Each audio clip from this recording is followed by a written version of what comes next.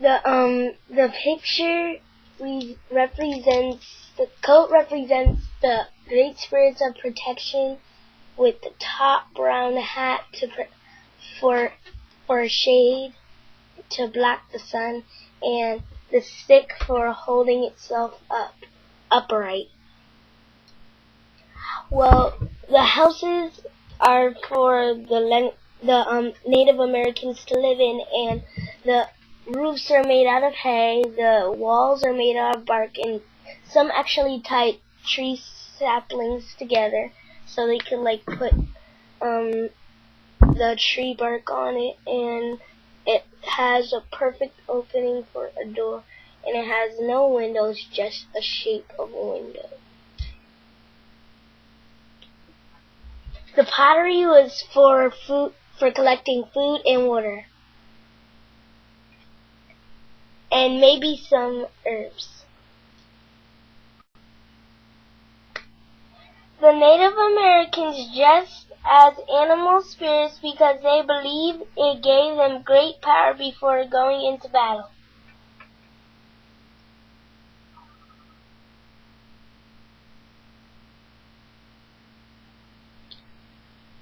Shaman's equipment was used by the shaman to connect to the spirit world because they were priests of the village. I see eyes, which means the spirits were looking over them.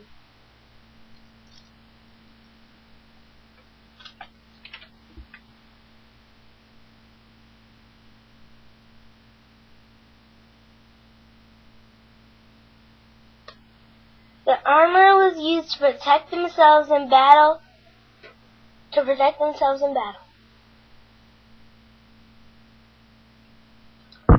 At closer look, you see their headgear and the breastplate, which protected their body.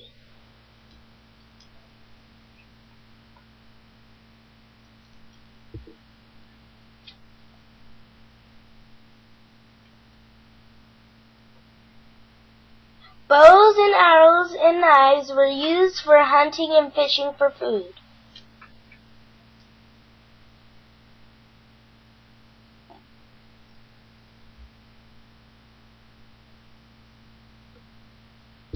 Weapons were used when going into battle. You see a battle axe and different kinds of spears. The next weapons you see are different slingshots used to toss stones and rocks at enemies.